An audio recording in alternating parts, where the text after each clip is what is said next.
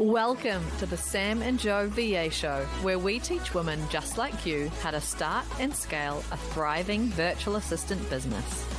We're your hosts, Sam and Joe, and get ready to have the control, flexibility, and freedom you've always dreamed of. Welcome to episode 187. It's so hard for VAs right now. Happy New Year, Joe Jensen. But you can't say that, it's February.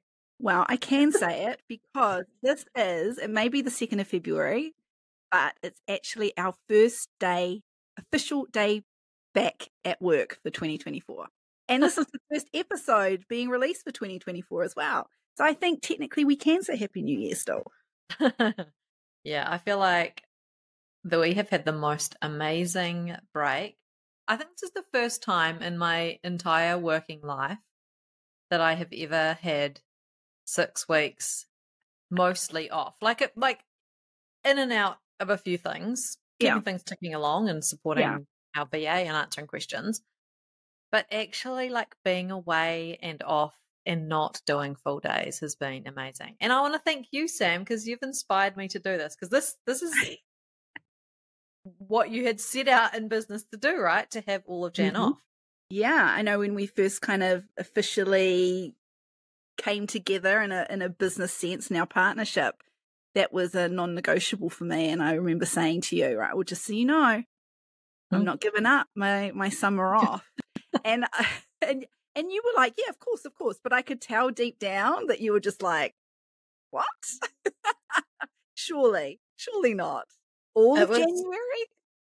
It was so foreign to me because I'd been so used to like, work hard, achieve, you must, like do your 40 hours, and coming from a corporate organization, it was just so normal that I had never heard of the concept of having all of Jan off. Like it just wasn't in my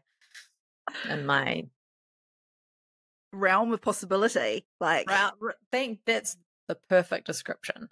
Yeah. Yes. Yeah. Oh, well, I'm glad that I've inspired you. But I mean, we needed it. There is no doubt about it. And for those regular listeners of the podcast, that they would have heard it. They were along with us every step of our burnout journey late last year. So I think everybody was very thankful. We took, in the end, it wasn't a month. It was 6 weeks off. 6 weeks. Yeah, it was.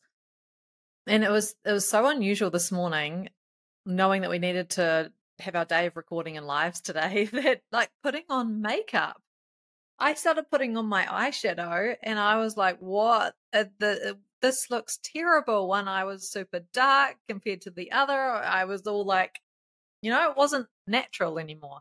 So that's definitely a sign that we've had a lot of time off. Yeah, I stood at the entrance to the wardrobe for far too long, just going, what do I wear? Like, I haven't really had to think about I have been wearing clothes for the last 6 weeks. It's kind of not my work clothes. Like, oh God, what do I wear? How do I do this? And you know what, the other thing I've loved about having that time off is it actually gave me so much space to do my planning. So like planning out and completing my whole like full year calendar, and actually thinking about like, actually in October, haven't told you this yet, Sam, in October in the school holidays, really love to take an overseas trip with the kids somewhere. And like actually being able to have the space to look ahead and think about those things and see it on a full year calendar. Oh, amazing. Yeah, I think that was one of, we didn't want to come back and undo all of the good that the last 6 weeks has done to immediately feeling overwhelmed and stressed out and the need to kind of like hustle. So I think by doing that planning with that time away, it has totally lessened that feeling of overwhelm. We are really clear with what needs to be done every single week now, what we're focusing on, rather than just being inundated, pulled in a million different directions. And I know virtual assistants listening to this, they'll resonate with that. They know what it's like when you've got all the clients pulling them in different directions. Yeah, absolutely. And then one of our goals this year is to actually not do anything extra that is not on our current projects list to help with that overwhelm and not experience that burnout that we did last year. Yeah. And not being afraid to maybe, be a bit flexible with that plan. Like, I haven't said this to you yet, but we have got some massive things coming up in 2024, some brand new things that we've never done before. I think we need to be really open those lines of communication. And if one of us really feels strongly like, hey, I think we need to push this back a year, then Yeah. we can do that, right? These real strict expectations that we put on ourselves last year definitely led to that burnout. So we need to be really aware of that too. And for you listening, like, in terms of the expectations that you're putting on yourself, is this actually something that you must do? Are other people relying on you to do the thing that you have on that list? And for us, like, we always assumed or felt like people were relying on us to do the thing that no one else knows about. Only we know about it on our list. And so other people aren't actually expecting that from us. So we can make that decision. And remembering too that, like, this is our business. It's not like being an employee in a 9-to-5 role. This is your business and you get to decide what you want to do and not do. You get to make that decision, which is very empowering. Yeah, I think we often need to remind ourselves why we came into business in the first place. Because if you've lost, like for us, that ultimate and freedom and flexibility, if you've found yourself completely losing that, well, then it's time to really take a step back and look at how you got there and what you can do to get back that freedom and flexibility. Because things can change, right? You're in control. The other thing I learned early this year, is that overwhelm comes when there is a lack of clarity. So for us last year, getting into that burnout, we didn't have a clear, this is exactly what we're going to do when.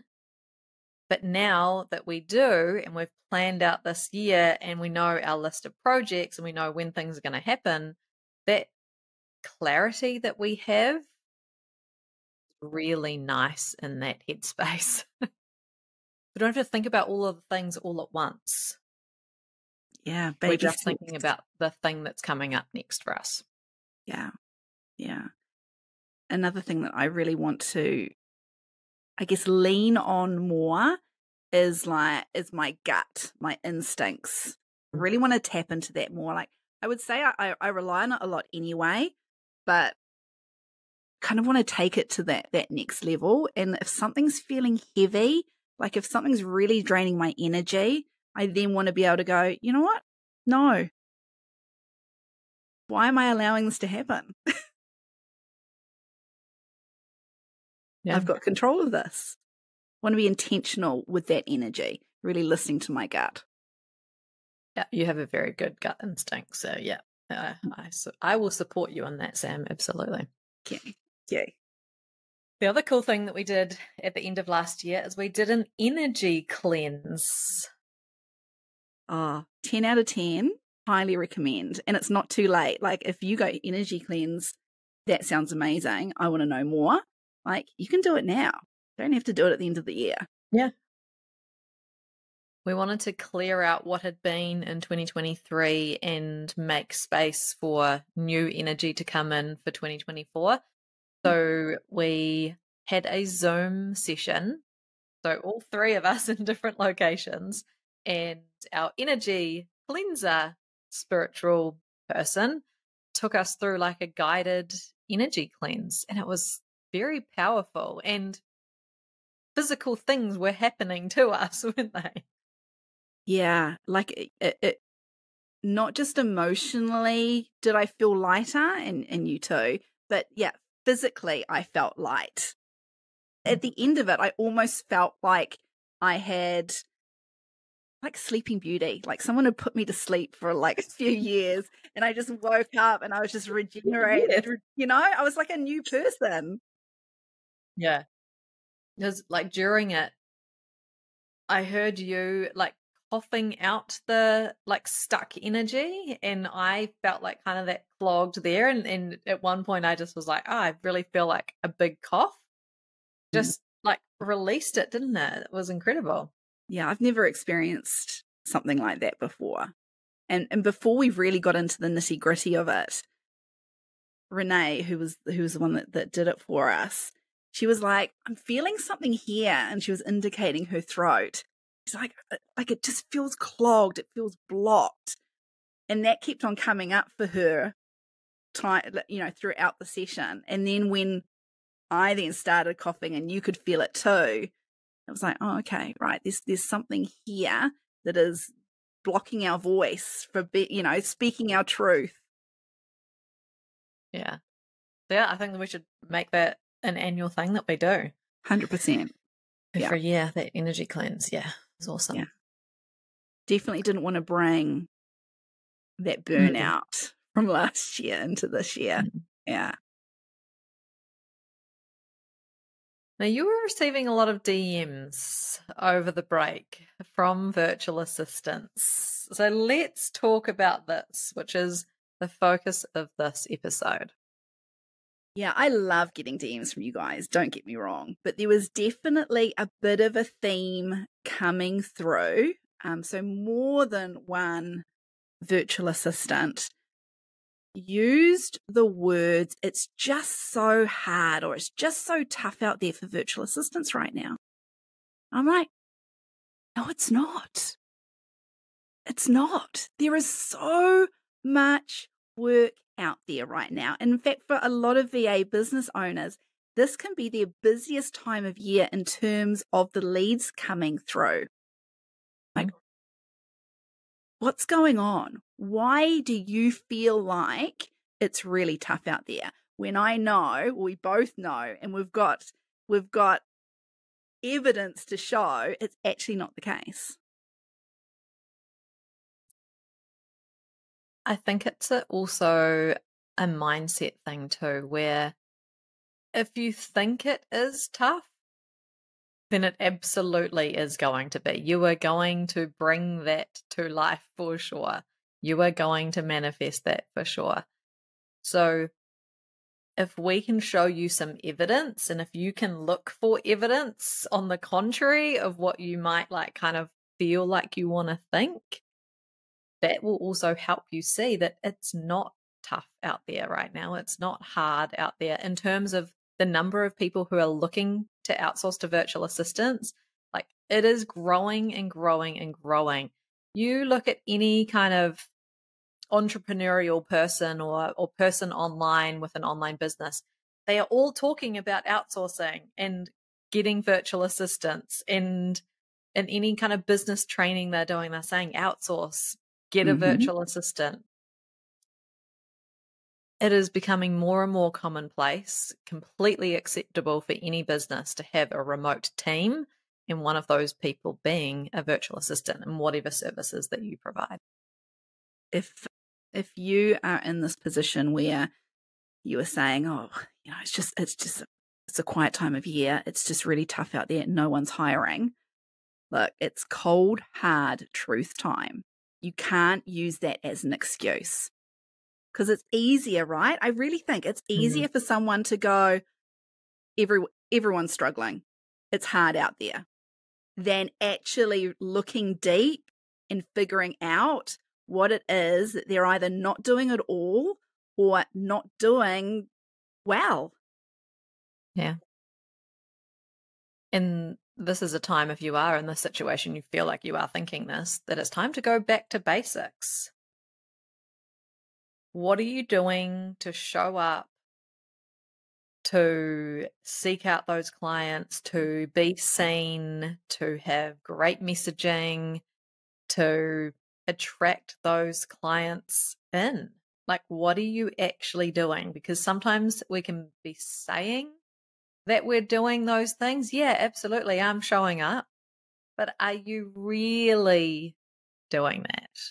Yeah, one of the conversations, I'm not going to share all of them, but one in particular over the break really stands out to me. And it started off, it's just so tough out there, blah, blah, blah. And I was like, right, I'm not holding back. I'm going to tell you that you're wrong. And I think it was a few days later, she came back and messaged me again and said, yeah, you're right. I realize now that I posted on Instagram half a dozen times and I was sitting back waiting for them to come knocking at my door. Doesn't work like that. Life doesn't work that way. No, not at all. And I think sometimes too, we can get into that like desperation for clients. So when we are showing up, we're trying to sell. We are showing that desperation, and we have an episode that is actually called Desperation is Ugly. Yeah. And that's harsh, but it's very true. People aren't attracted to desperation. So it's like, stop trying to sell and start showing up and helping those people who are looking for a virtual assistant, showcasing what you can do, what you've done for clients, how you can help someone, rather than trying to sell. It's, yeah.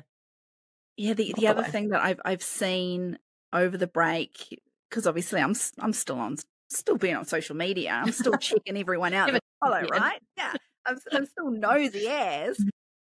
I have noticed this trend over the past 6 weeks, and I don't know if it's because a lot of VAs are just reposting or have scheduled out a whole heap of social media stuff that's been posted before, you know. But there were so many virtual assistants that it really felt as though the stuff that they were posting online was like they were trying to be their client. Other than showcasing how they can help their client, they were acting like their client. They were posting the same types of things that their client would be. Like, guys, what are you doing? Yeah, I think that's an easy trap to fall into, isn't it? Like trying to emulate your clients. That's not what they want. They don't want to see someone else teaching or showing the same things that they are. They want to know how you're actually going to help them, that you understand them, not that you want to be them. Yes. Yeah. Yes. Let's chat about some evidence that it is not hard out there. There is so many clients looking for a virtual assistant. So in my business, Strictly Savvy, we in January got 13 leads in and 6 new clients have signed up. 6 new clients in a month is a lot for us. That is not typical. That's a lot. And those other leads there could also still sign up too. They're outstanding, considering, and we'll be following them up. It's a big number. I mean, if all 13 came back and said yes, how many extra team members do you then need to find? Well, we're frantically hiring at the moment, yes. Yeah, but that know, that's the other bit of evidence that we're seeing, because you're not the only VA agency that is hiring at the moment. We've got other VA agency owners within the mastermind. More, I would say the 3 of them that I've seen advertise to grow their team right now. Now, if that's not a sign that it is busy, I don't know what is. Yeah. And one of our other Scale It members in the last, there was a 2-week period in Jan where she had 5 discovery calls, 2 accepted so far, and then one of her existing clients has a whole lot more work that she'll be starting now in February. The work is there. The work is there. So turn it around. Turn this message that you're telling yourself, this excuse that you're using, this thing that you're putting out into the universe to attract, turn it around. The work is there. There is no doubt about it. Yeah. If you are feeling like it is really hard right now, we have got some specific episodes that we would love for you to go and check out to help you switch this around. What are they, Sam? I would say number 44. So that's an early one, given that we're up to 187 episodes. Episode 44 was recorded a wee while ago, but it is as relevant today than it was when we recorded it. Episode 44 is You Say You Are, but You Aren't. Yep. Cold, hard truths in there. Cold, hard truth, absolutely. The second one would be episode 139, Back to Basics, which is, Joe, what you were talking about earlier on. And then lastly, episode 147, Why Clients Aren't Knocking at Your Door. Even if you've listened to those episodes before, it can be a great reminder to go back and to listen to those and get that mindset to switch around. Because remember, if you think it is hard, it absolutely will be. Thanks for listening to this episode of the Sam and Joe VA Show. If you'd like to find out more, head to the VA Foundry website to check out the mastermind and the amazing resources, courses, and coaching. You can find us at thevafoundry.com.